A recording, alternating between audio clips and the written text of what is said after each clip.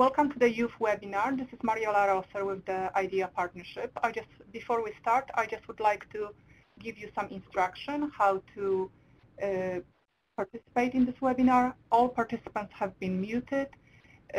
Please use the chat box to ask questions. We have 3 presenters today, Everett Dabler and Clem and Chris Colston, and they will introduce themselves in a minute. If you will be to increase the capacity of audio during this webinar when we'll be listening to the video, please use your computer speakers to hear the video. Thank you. Everett and Clem, it's all yours. Are we ready? Yep. Awesome.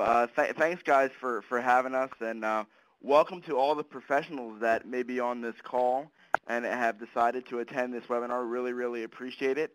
My name, again, is Everett Dabler, and I'm from the state of Pennsylvania. And with me today, I have friends from Delaware. Clem and Chris, you want to introduce yourself? Say hello. Hello, my name is Chris. I'm an 11th grader at Concord High School from Delaware. Awesome. Hi, everyone. My name is Clement Colston, and I'm a fellow Delawarean. Very excited to be here today. Yeah, awesome. And we have been working together for the last, I would say, oh my goodness, 2 or 3 months to put together a youth-led, youth-driven webinar. And it's really kind of cool that you're going to be able to see young people talking about the transition process and other perspectives and other things they think about this whole thing we call transition. It's been really, really fun, and we really want this to be an interactive process, and we really think that this youth webinar is a great example of what the IDEA Partnership calls leading by convening. And so with that, let's just get started, and let's take a look at what we're going to focus on today in this webinar. So, hold on a second here. We'll be hearing from youth from Pennsylvania, Delaware, New Hampshire, and Michigan who have been asked to submit video responses to some questions that the youth from across states were told them to answer. So all the questions and all the content you see here today are developed by youth, for youth, and for professionals. We really want young people to be spotlighted and have their voice be heard about the whole idea of transition. So we're going to look at the youth experience and their role in transition. We're going to look at the power of authentic youth engagement, and Clem and Chris are really going to focus on that later on, and looking at self-determination and like leadership and having youth take ownership of their own transition. And then how can you as professionals support young people throughout this transition process that we all know so well. But again, this is going to be really, really cool because you're going to get the firsthand perspective of young people across the country. And some of the things you're going to hear you may expect, and some things you're going to hear might be like, wow, I didn't even think of it that way. And that's the really cool part about being a young person, is that we probably change the way you're going to think about the process. So with that said, I'm going to turn it over to Clem to cover the next slide that's all about how you're going to engage in the webinar today. Perfect. Thank you, Everett. So right now, I want us to just kind of reflect a little bit about our past experiences with webinars. And I know personally I've been on webinars that have talked about engagement, but they themselves have not really been engaging. So throughout this presentation, there's going to be 3 components for our meaningful engagement. And this process will help us become lifelong learners and sharers and continue that. So first, we would like for you to reflect.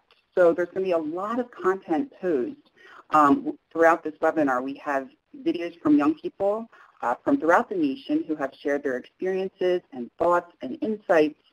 So we encourage you to think, what did you like? What was some challenging things that you may have heard? And how can you apply what is proposed in your everyday leadership? The second part is connecting. So what we encourage you to also do is look at pre-existing practices and ways that you engage young people and see how they can be enhanced based on the recommendations made by the youth leaders in this webinar. And the last part is to share. We would love for you to post questions or comments that you have in the chat box. Currently right now there's a lot of chat going on. We're trying to get everyone on as we speak, but throughout the webinar we would really encourage you to share your reflections, your thoughts, your insights that supports this 2-hour dynamic. A big part of this is that we are talking with you and not at you. So another way to deepen our engagement is following us on Twitter. So with that said, right now there is a live stream going on using the hashtag YouthForEngagement. So what we would encourage you to also do is if you're on Twitter to share your thoughts and tweets with questions, and we are going to be using that as another venue to curate engagement as well as share with other people in the Twitter universe about the awesome stuff that we're doing. And if you're new to Twitter and would like to learn more about it, the last link on the bottom of the screen, that is a Twitter e-how that goes over a little bit of the basics of Twitter and ways for you to engage. So with that being said, I am so happy to be lifelong learners and sharers, and I am now going to hand it back over to Everett. Thanks, Clem. And I love the fact that we are immersing these adults in the whole world of Twitter and youthness. So the thing that I'm going to talk about first is kind of how did this whole thing get started? And it was kind of like an organic process in the sense that the IDA partnership asked youth from Pennsylvania, from the Pennsylvania Youth Leadership Network, from Virginia and the Undetermined Project, Delaware and D.C., to come together and talk about transition from our perspective. And we all were meeting over emails and having conversations on conference calls and chats. And then we got to meet together before the conference to prepare for our session. And it was really, really neat because in Pennsylvania, our Youth Leadership Network has been established for many, many years. And to be able to meet someone from Virginia who's also been doing this stuff for many, many years and connect and say, you know what, the stuff you do is awesome. And they said, the stuff you do in Pennsylvania is awesome. And Chris, who was on this webinar, was like, I'm in high school, and this is totally cool, and this is great. And the neat part about this is that we wanted to get together and connect and do more together. So hence we have the creation of these webinars. So that conference and that presentation experiences was like this really neat way for us to say, look at all these awesome youth that are just like us doing this stuff.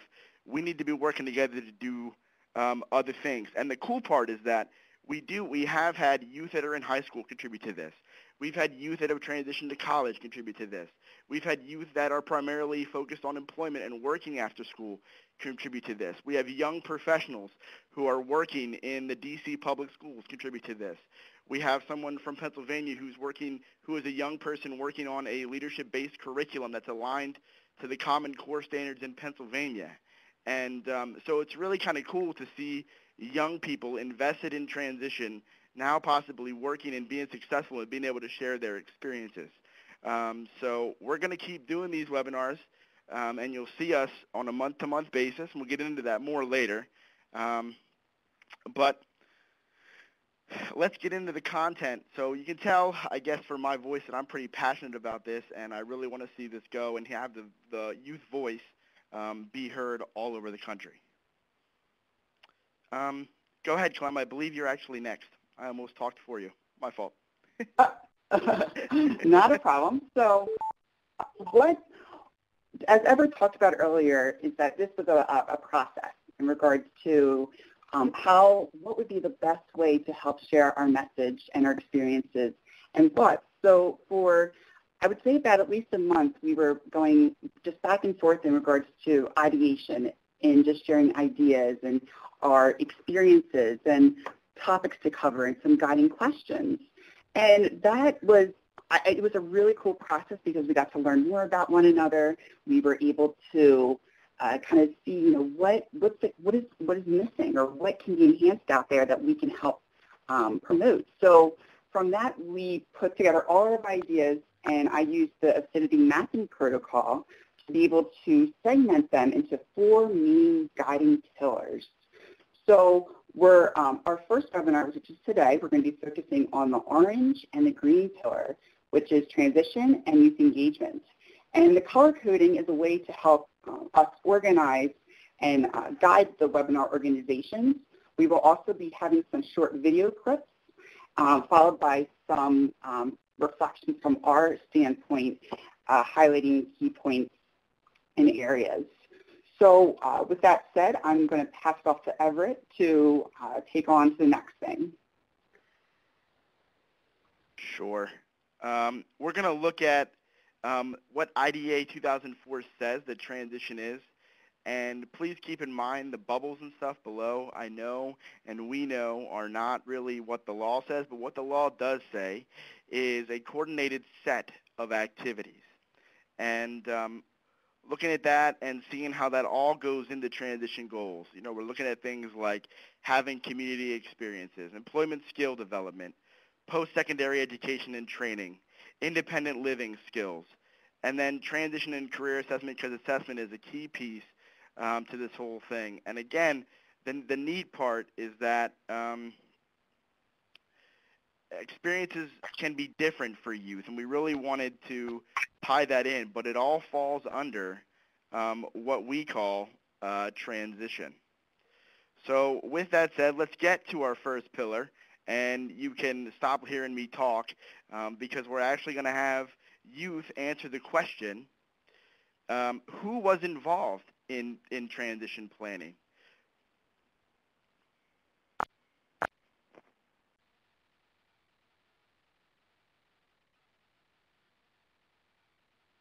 First of all, who's involved? Obviously, the youth themselves, or the process wouldn't exist. Plus, anybody else who could provide direct services, such as paraeducators and teachers and parents and even friends. My mom, my brother Clem, my dad, and Kathy Harrell. And who was Kathy? I want to make Kathy, sure before we move on to the next slide, did everybody get the sound she on that? helped. She was a director of Kids Inspiring.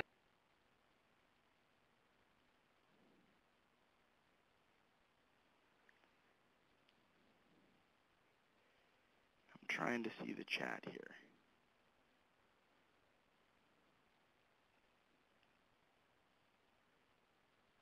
Okay, everybody got the sound? To advocate for myself and to know my strengths and weaknesses.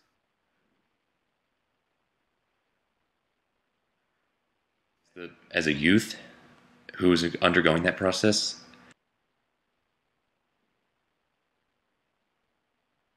is the primary role, first of all. And I have to outline all of my strengths, my weaknesses, my talents, my beliefs, my values, my experiences, and so forth. I mean, just a complete and accurate profile about me. That's my role. And I also have the responsibility of getting everyone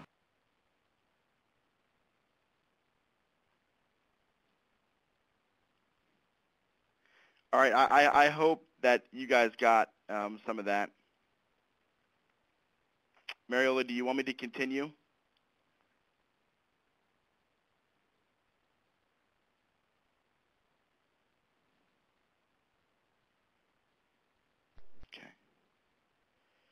Okay, so I hope that you guys got that. But that not said, regardless, we want you to think about this diagram.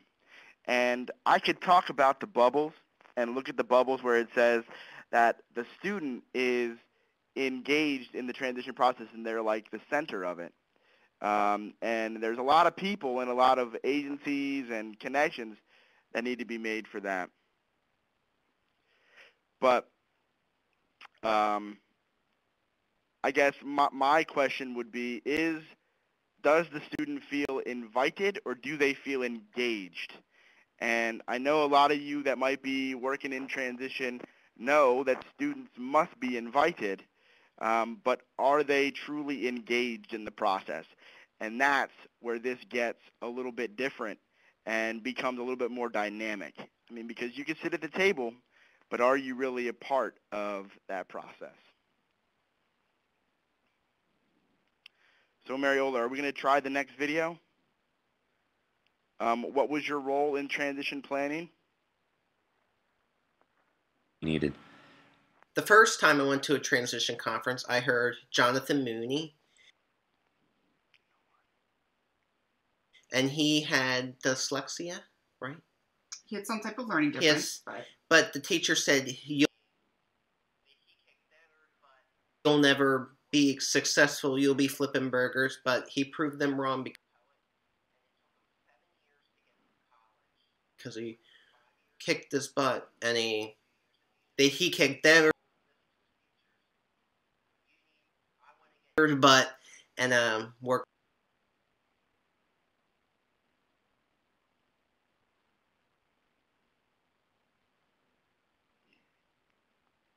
Okay.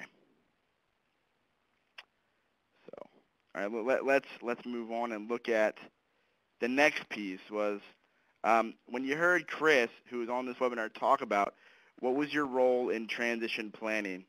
I guess I would encourage people that are on this call to think about. You sometimes see adult allies as focused on the paperwork. However, it's about their life, and sometimes it can be tough for young people to really understand what's all happening around them. And they really have to have a role to learn how to advocate and learn about themselves and about what they want to do and who they want to be as a person first. So you really have to think about what their role is going to play and how youth are feeling. I always tell people that young people really want the process to be as simple and as seamless as possible. They want to know, how are they going to get to being an adult? And for them, I can tell you that means how are they going to make money? How are they going to move out of their house away from their families if that's possible? And how are they going to make more friends and be a part of the community? And I think sometimes young people feel, I know that I did, feel like everything's swimming around the room and nobody has any idea what's happening. So you have to think about how can we prepare this youth for those type of things to answer and those things to be a part of. So I hope that makes sense. And you heard Chris talk about his experiences and how he was connected to things and how he was impacted to be a part of things and inspired to be a part of his process. The next video is, when did your transition planning start?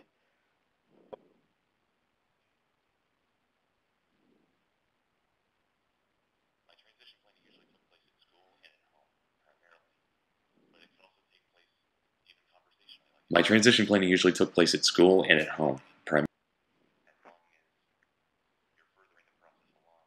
primarily. But it could also take place even conversationally.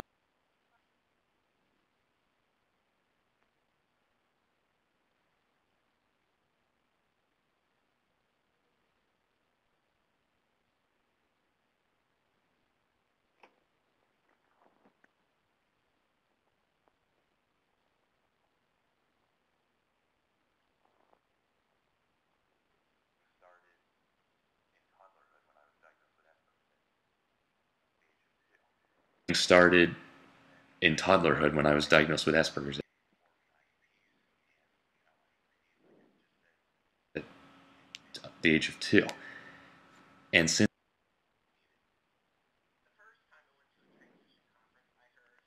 then, I've had to take active roles in forming IEPs and outlining my needs, like I just said.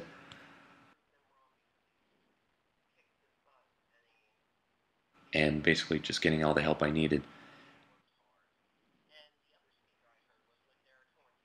The first time I went to a transition conference, I heard Jonathan Mooney, and he had dyslexia, right? He had some type of learning difference. Yes, but the teacher said, you'll never be successful, you'll be flipping burgers, but he proved them wrong because he kicked his butt, and he kicked their butt and worked hard. And the other speaker I heard was like Derek Horn. He's a poet, and it took him 7 years to get through college. He went through 5 years in community and Okay. So I hope for those of you that I hope you guys aren't having too much audio trouble. I know some people are. But the real message is, when does transition planning start? And you can see on the slide, transition should be started early as it can, and 16 is almost too old. You heard somebody say the age of 2. I think that was Reese from Delaware said the age of 2. All right, this planning stuff needs to occur as soon as possible and get young people connected to what happened. And I think, Mariola, if I'm right, we kind of already heard the next one a little bit of where did transition preparation and planning take place.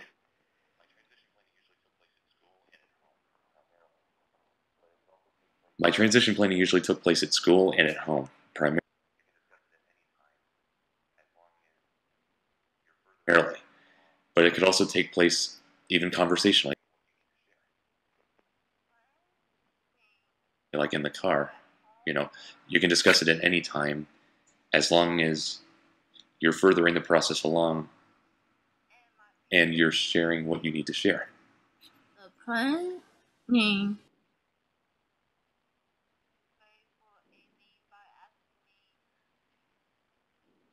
took place at home and school.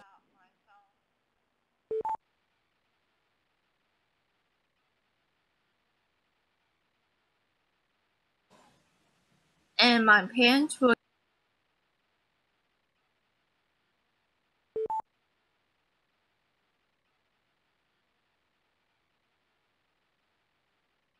get me ready for a meeting by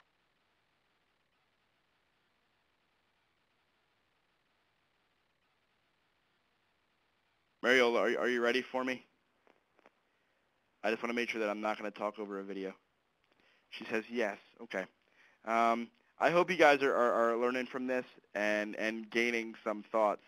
But the next thing is, listening to Chris again talk about where did transition planning take place. Do you agree that it can take place anywhere? I mean, think about that. Is that going to shift the way you see this?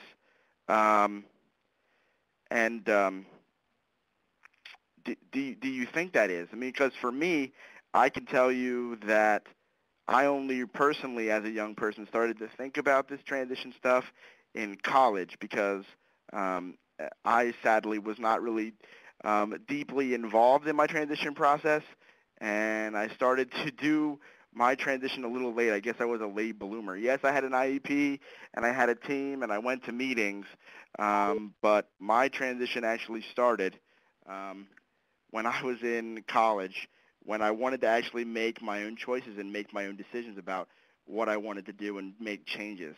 And so I think it can happen anywhere. I don't know how the chat's going with that, but do you agree with that? Can it happen anywhere? And should it? In some cases, I guess, is another question that we can ask. So, yeah.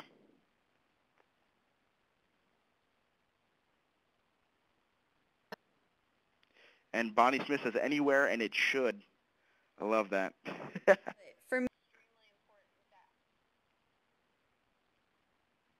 Why was it important? I guess next. Me, it was extremely important that Go ahead, Mariola.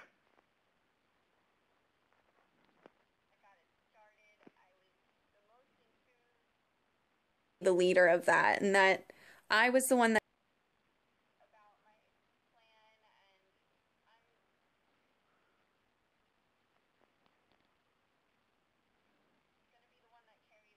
got it started. I was the most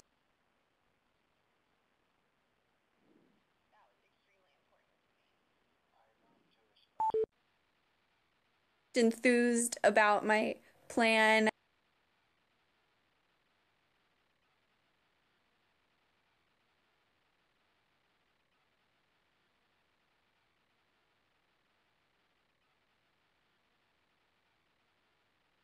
You heard Gabe talk about that he learned to talk about his disability for about the 3 seconds he was on the video there. But thinking about this from a youth perspective, when it's important for them to be, it's important for young people to be a part of their transition planning because they can pull from their past experiences and think about what they've learned and then think about where are they today and does that all match up? That's where it really comes down to asking young people, what are their goals? What do they see for their future? And yes, sometimes for parents and professionals, that can be a really tough question to ask young people because it's, they may not know all those answers, but you have to find ways to invest them because they have to understand that this is my life, and I'm the one that's going to be leading it. I have to take leadership in that because it's going to be me who's going to either benefit or be hindered by my decisions, not anyone else. And I think you have to be that frank with people and think about and let them know, okay, what have you learned? Where are you now? Where do you want to be? And what do we have to do to get you there? And I think you owe young people honesty, but you also have to let them dream and let them think about what they want to do. And also, in some ways, let them possibly fail. And that can be really hard for professionals to try and do. I appreciate folks hanging in there with me. I hope this is somewhat entertaining, at least to some degree, and we're having fun. So the next question that I'm going to ask is, how can youth become the drivers of their transition rather than recipients? How can they be a part of it in a meaningful way?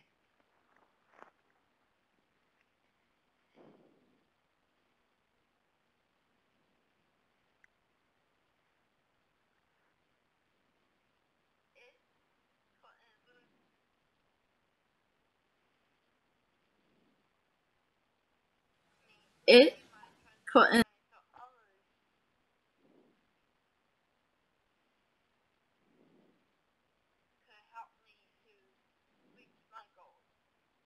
for me to lead my transition plan.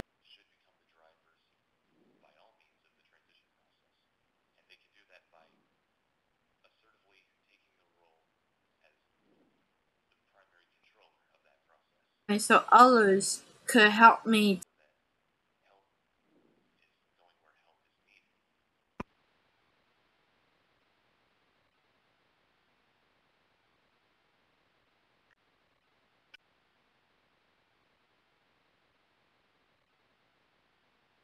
Okay. So you heard Alicia mention the whole idea about it's about my goals. It's about me. It's about what I want to do. And they need to be the drivers, and young people need to be. Because I know for me, like I just said, for me, I considered myself to be the exception to the rule. I didn't really need a lot of accommodations. I prided myself on not needing them. I prided myself on getting good grades and having, a great experience. And I eventually got into college and wanted to go to school and hated the school that I went to because I only researched one college and one school for me to go to. And then I realized when I got there that it wasn't as good as I thought it was. And it really helped me realize that I needed to be in charge of this the whole time. Sometimes we try to be supportive, and we think we're being supportive by telling someone or telling a youth what they should do. We need to be more helpful and don't be directive and overpower young people. And you need to encourage them. That doesn't mean not being honest, but you got to try to encourage and help them make the decisions that they see for themselves as people, and really help them be better people because of what they want to do. So next, I believe I'm going to turn it over to Clem and Chris to talk about the next pillar, which is youth engagement.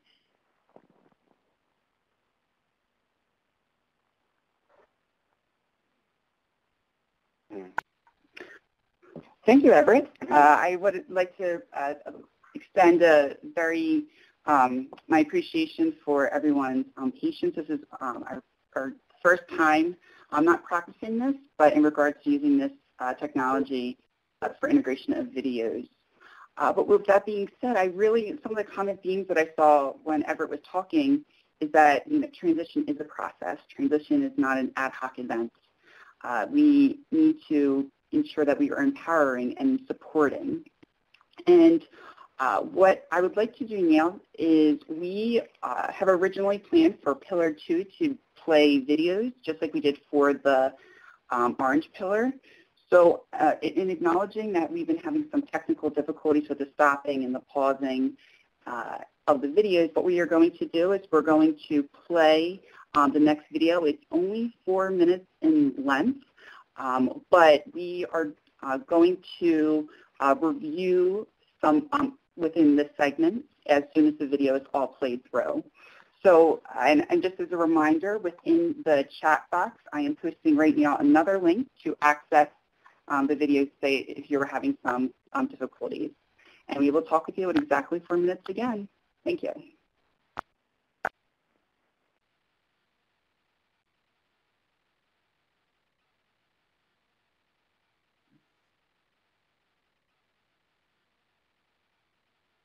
That means like leading your IEP meetings, not having the ED or the case manager lead it. Like you lead it and having your own agenda of what you want to get accomplished at the IEP meeting. That's what I think about it. And how does it feel when you're in charge of that? It feels good, and I feel like a value, like people listen to me. How well the youth is involved in the actual transition process.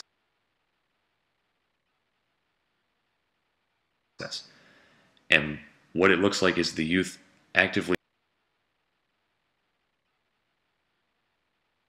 being involved in all roles of the process.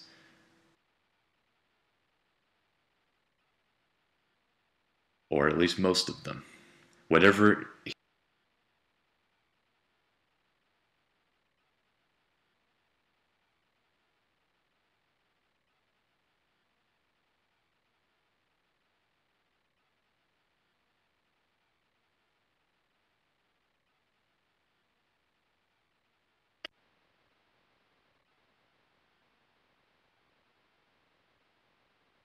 I feel cons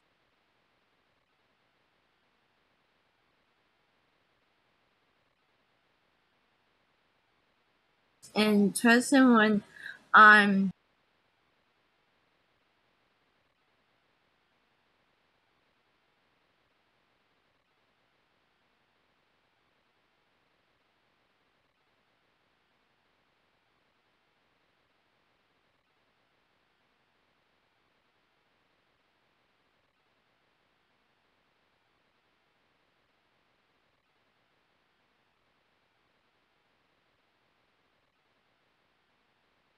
Okay, so we are going to go to our first question. So Chris, can you read the question for me?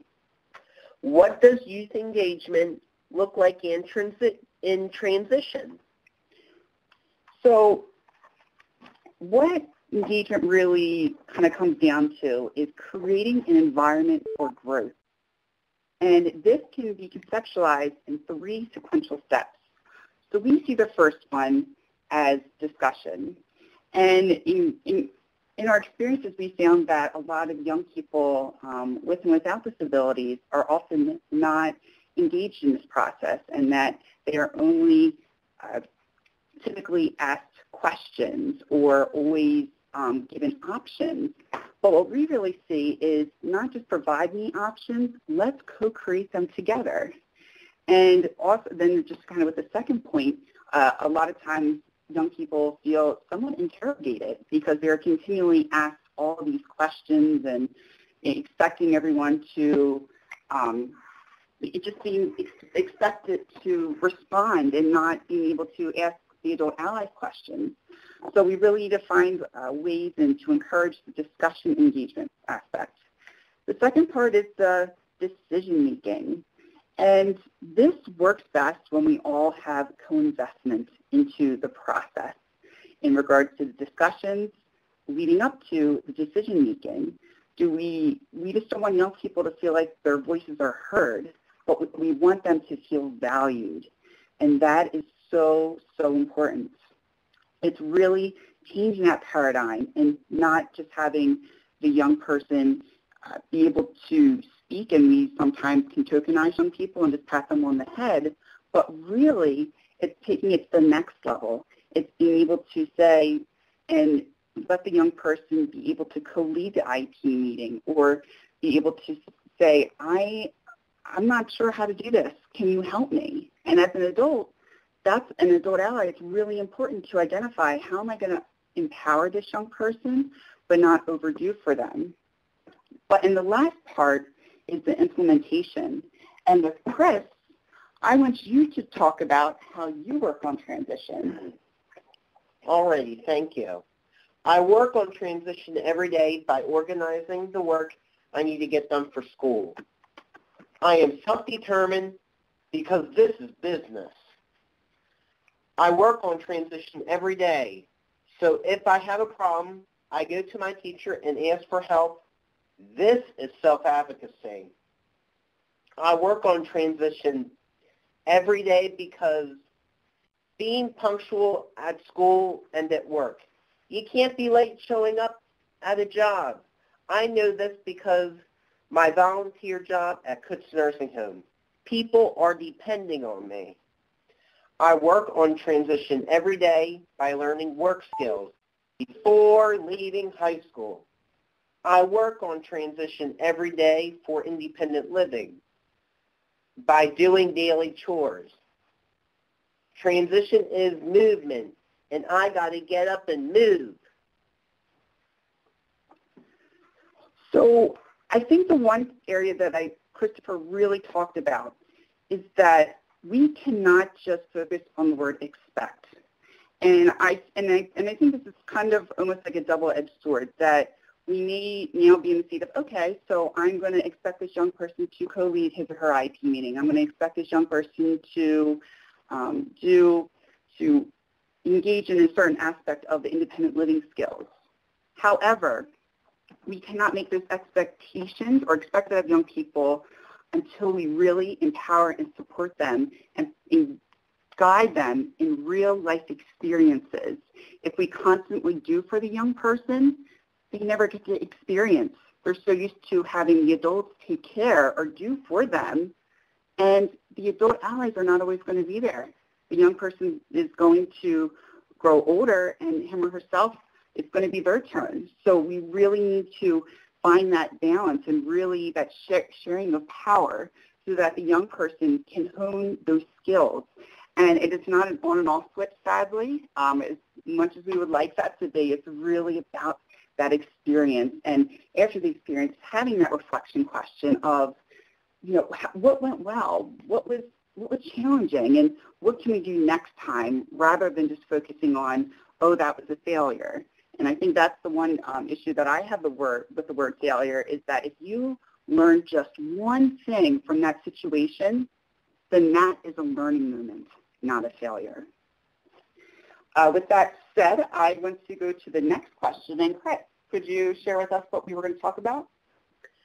I feel engaged in transition when. And on this part, what we did is we, from the videos and other venues where we gathered information from young people, we put together a word web. And what this shows is another means of engagement. That engagement means differing the mediums, but also the ways of interaction. And a couple of the big ones that we've seen here are supports, experiences, and collaborates. And a big part of I feel engaged in transition when is taking our mindset from the topic of participation of just the young person sitting at the table to engagement, where there's a social and emotional connection between oneself and others, in curating ideas, proposing plans, and engaging into this work. I think that's a big, when Everett was talking earlier today with the blue bubble question, it was so interesting because he was sharing when we were practicing, he was like, Mom, I absolutely love that question. Does the young person feel invited or engaged in the process? And I think this kind of also goes a little bit in the law terms where I know by age 16, the young person, quote unquote, has to be invited to the IP meeting. But if we take a step back and look, we're at that meeting because we're supporting this young person. I never had to be invited to my own birthday party before. Yet for this, for a transition for IP meetings, because of sometimes of the expectations that we have for our young people of all abilities, we sometimes feel like it's an invitation process. So I really would like us to, consider that and reassess how we view young people. And it's on the continuum of engagement. But the other thing I wanted to go into is that I'm not sure if you may have noticed this, but on the bottom left-hand side of your screen, there are little stars. And on Everett's section, they were green. And on Chris and Clem's, which is us, they are blue. Another way of engagement is finding strategies so that all can participate and be on the same page in regards to leading and working with one another. So one of the, and this is a helpful tip for next time you may do a presentation, is that what this color signifies is that any slide that has a blue star means that Christopher and myself are co-leading this. Any star that has a green means that Everett's doing it.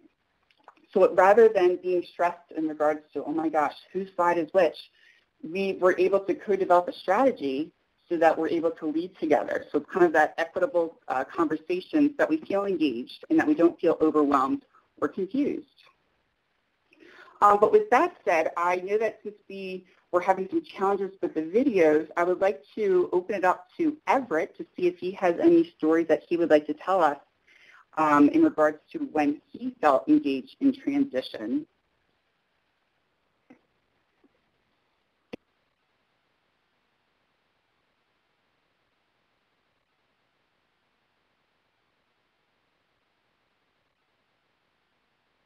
And as Everett, I know I just put him on the spot, so he's going to, he's typing a message for Christopher. I was muted. My bad, Clem. I was muted. Can you hear me? Yeah, we can hear you. Can you hear me? Okay, sorry. If Chris wants to tell stories, then he can too. Sorry, I was like talking to myself, telling a great story, and then I was like, I don't know if they can hear me or not. I guess that's part of this webinar thing, right? Lifelong learners and sharers. Yeah, you're like talking to yourself. But I think for me, I already talked about how I believe that I was engaged in transition too late. And it's really, really nice for me now to be able to talk to other young people and young adults about this process, because I can come from it from a perspective to say that I was not a part of it, and it hindered me from choices early on, or where I was headed in my transition early on. As I said, I went to a school in northwestern Pennsylvania and in Erie. And if any of you know about lake effect snow, in the Erie area, it snows a lot there in Pennsylvania. And I knew that going in, but I really didn't like the environment of the campus. And as I said, I thought I had wanted to go there forever and ever, that I wanted to go to school to study psychology, and I wanted to become a Dr. Phil and potentially have a TV show and meet Oprah and all that other stuff, and I wanted to do big things. And I just kind of thought that school would take care of itself in the way that it did before. I mean, because my mother was in charge of everything. And she really told me, she actually would say this to me, you focus on being a kid. And I think I saw someone ask me how old was I when it clicked. I was probably 20 going on 21. And when it clicked for me, I guess, is when I wanted to leave school and I called my parents and told them that's what I wanted to do. And my mother, in so many words, said no. And I said yes, and she said no. And it was interesting because it started some arguments, and my mother's response was, if you want to do this, you have to make a plan. And I think she made the assumption that I just wouldn't make a plan. And I ended up actually doing research and getting meaningfully connected with my VR counselor in a meaningful way back in my hometown. And my hometown was 7 hours away. And I arranged the meeting and told my mother to meet me at this meeting with my OVR counselor. And if you don't know what OVR is, look it up. And they're all in your state. VR agencies are there. But I told her to meet me at a meeting. And I had my friends, my very, very good friends, drive me to my meeting across the state of Pennsylvania to meet my mother, where the counselor told my mother that Everett needs to make a change in his academics and his college, or he is not going to be in a good place.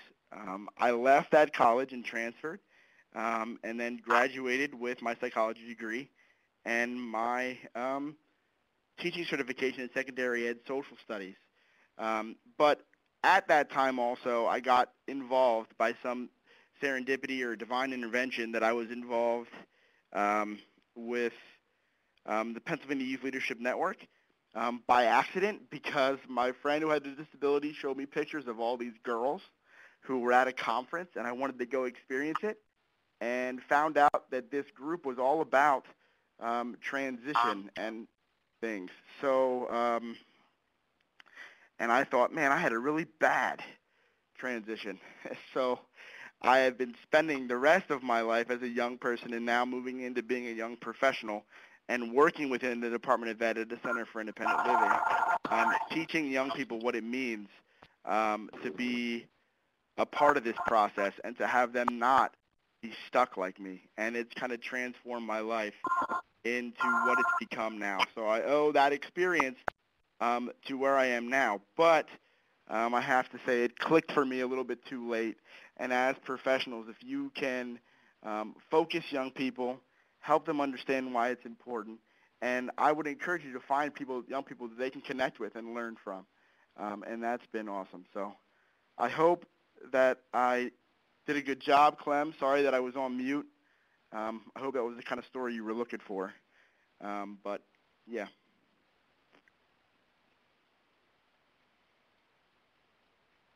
Is there anything else that we should share, Clem? Is there a next slide? Want me to move on? Yes, but before we go there, I am going to have Christopher share what Sure. was the big word that kind of stuck out to you as we put this web together. The big word that stuck out to me was opportunity. And I see this because sometimes teachers don't give us the opportunity to grow. And I think that's really important that I see just within this chat we're having some discussions on ages and when this process should begin. And I think one of the things is that we really, if we start early and start not pushing these skills, but nurturing these skills within the young person, it will grow and expand over time so that we share more power. And I think that's really important. And as we go to the next one, I would like to have Christopher read this as well. I do not feel engaged in transition when. Thank you. So with this,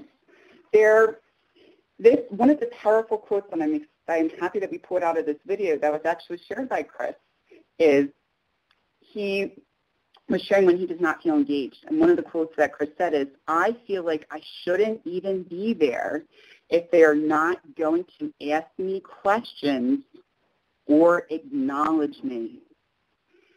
And when he said that, I was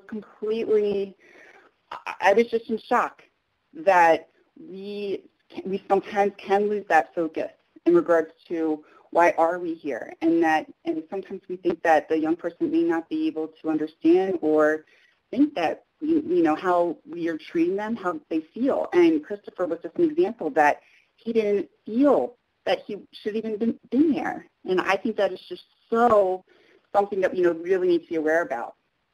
And the other thing is that from people who I worked with as well, is that people say, you tell me to be a self-advocate, but the ways that adult allies have engaged with them, their actions of the adult allies have showed otherwise.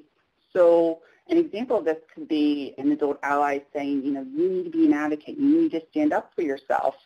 And then again, when we're at an IP meeting or we're at a conference and we don't even allow the young person to speak, or we talk down to that young person, how does that work? You're saying that this young person should be a self-advocate, but if we don't provide that environment, it's extremely challenging. And I think that's another thing that I am hoping, and I encourage everyone here to be empowerers and not prohibitors. I think that is an extremely important takeaway from this, is that we need to look at how we can empower the young people and not prohibit them.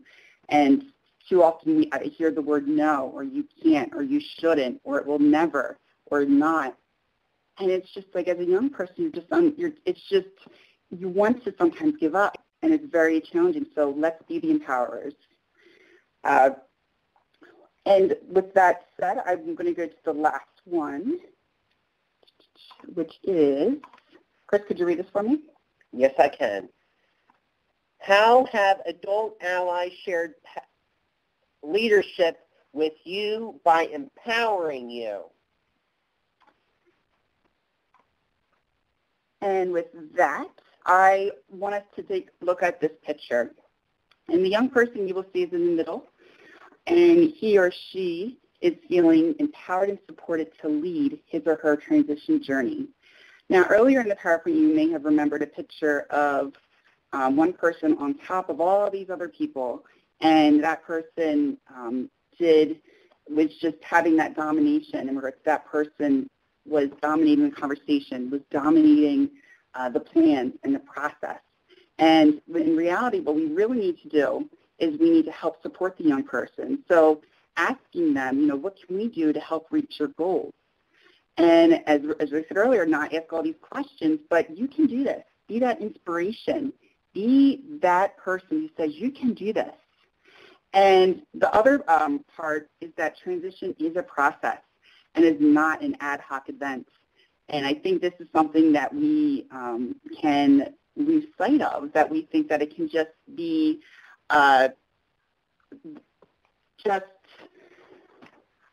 you know what, let's just fill out this worksheet, and now we're going to do the checkbox. And as a young person, you can really feel when something is important. And if you feel that this is just, if someone's treating this as a, we just got to hurry up, finish this, and be done with it, then it's not powerful. And it really can create some challenging experiences and can prohibit that growth. So we really need to have the opportunities to learn new skills and have those experiences. And with that said, I would like Everett to, and I believe we also are going to have another young person join us for a bit to share his reflections. And I believe we're going to be unmuting him at the moment. Is that correct, Everett? Yeah, I think that would be Gabe. I'm going to move the slide, Kim, just so you know. And before I ask Gabe to share what he's thinking, Gabe was actually one of the videos, and I think he actually wanted to watch himself on the screen.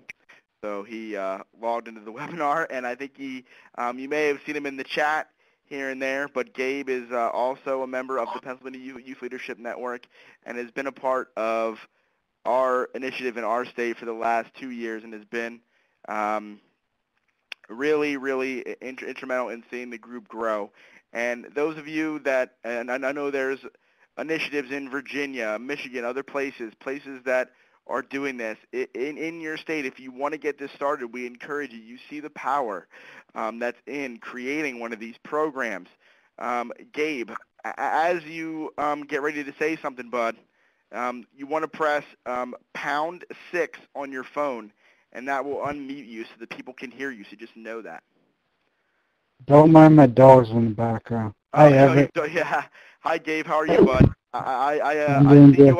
I see you interacting on the chat, so I heard that you wanted to share a few thoughts, I mean, as a young person. So go ahead, man. What are my questions? Well, do you want to tell about yourself and your journey and how you got to be a part of PYLN and who you are and who you are, Gabe? Oh God, where did I get started? Yeah. Back in high school, I didn't speak in my IEP meeting until, what was it, June, I think it was first week of June 2012. That's when I met up with the Pennsylvania Youth Leadership Network at a conference in Radlin. Wow, I can hear myself. Yeah, be careful. You might want to mute your speakers in the back because it might creep you out with the voices in the background. Yeah, and that's where I met Everett. Yeah. And and the one thing about that conference is really did inspire me to change my life around. And that's where I wanted to get control of my transition. Plus, I'm currently going to Luzerne County Community College, which is in Pennsylvania. Yeah. And Gabe, explain to the people what your disability is, just so they know. I have mental health disabilities, so I might as well just say them all. Go ahead. Yeah, do that. Yeah, it's like a whole entire list. I have bipolar disorder, anxiety disorder, ADD, ADHD, depression, learning disabilities. Gabe, do you want to tell the people? Well, I'm going to ask you to, so I'm going to make you. But tell the people how many. Can you estimate or guess how many people that you've shared your story and the message of youth-led, youth-driven, and youth leadership to since you started with us? Now you're expecting me to remember.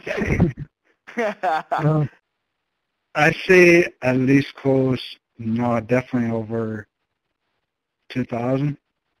Yeah, easily. I know that I presented with Gabe multiple times, and to see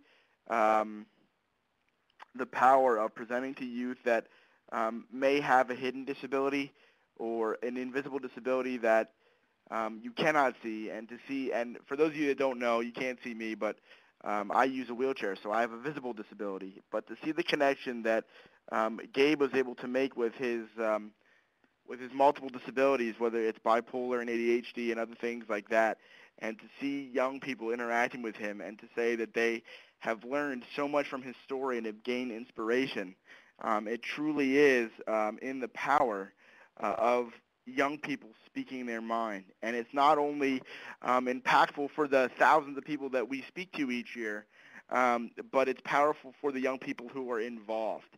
And to know that people can grow and be empowered and be better people because of the experience. It's great. And I know in the time that I've known Gabe, to watch him do that and to know that he was once fearful of sharing his story and but he really wanted to learn, how am I going to do this? How am I going to be a part of it? And it's really been great to see it happen. And we encourage other states to get connected to this movement because we're the coolest thing going. That's what I think. So there's a lot to be said for young people, and that's across every state. So thanks, Gabe, for your story. People are telling you to keep on. Yes.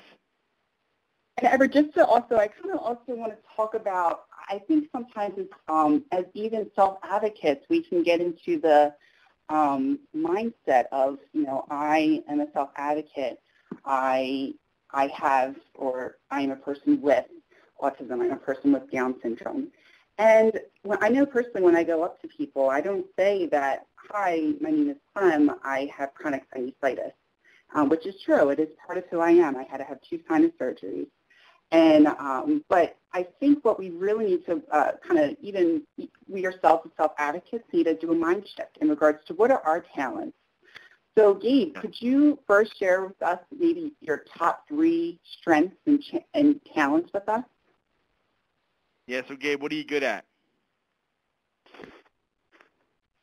Well, school-wise, I hate English, so it's reading, math, science, and history. But my real strengths in like regular living, hard worker, I'm also very determined, and a good listener. I'm open-minded about things. Yeah, you are. I love it. And Edward, what about you? Chris, right? You said Chris? Oh, I'm sorry. I meant Everett.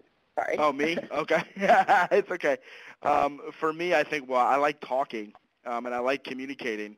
And I think one of the things that I have found that I'm good at is actually bringing people together and helping them to bring their walls down in terms of what they like taking down their fears and showing how we can all work together to make a common thing happen. Joan is asking in the chat over here, not to switch gears, but a little bit, is to talk about what it means to be an adult ally in the youth-led, youth-driven process. So this goes beyond, the IEP and being a part of that and interacting in that way. It's talking about if you're going to have a youth-led, youth-driven group, what does it mean to be an adult that supports that? And I know Gabe can talk about this a lot, that Joan Kester has been an adult ally since we started, and probably the best thing that she does is just be quiet. I mean, that sounds really, really mean, but she lets us make decisions and think about and actually pull away what we think should happen. And to be honest, what the partnership did to get these webinars done, and I am a little sad that the videos didn't work because that was our idea, was they had an idea of what this webinar should look like. And I know that Clem and I, along with other people, said this isn't going to happen this way. We want it to be real, authentic from a youth perspective. So it changes the perspective because it's actually coming from young people. So the biggest thing you can do as an adult ally is just listen, but you have to be able to provide the opportunities for young people to grow and to learn and to be a part of experiences. So if you're a teacher, you might have the ability to have a meeting space where people can get together. You might be able to hold an event and have young people be a part of it. You may be able to host an event in the evening where young people can get together and talk and be together. But I can tell you that, and Joan's on mute right now, but she can tell you that she's probably learned as much from us as we've learned from her over the course of time. And I really want to applaud the partnership for helping us to do this and allowing us to do this. And there were some bumps in the road in this webinar, but I hope that people have learned quite a bit from having having this conversation and being here. So, and Joan just said being an adult ally keeps her honest. Yeah, because we pretty much tell her what we think. Gabe and Clem and Chris, is there anything else you want to share, say, yell at me about, any other thoughts? Because if not, we can open for questions, is what I was thinking. Yeah, I think questions within the chat box would probably be best. And I'm looking on Twitter as we speak as well. Okay, are we blowing up the social media airwaves? Are they all We're over the getting place? there. So is there any questions?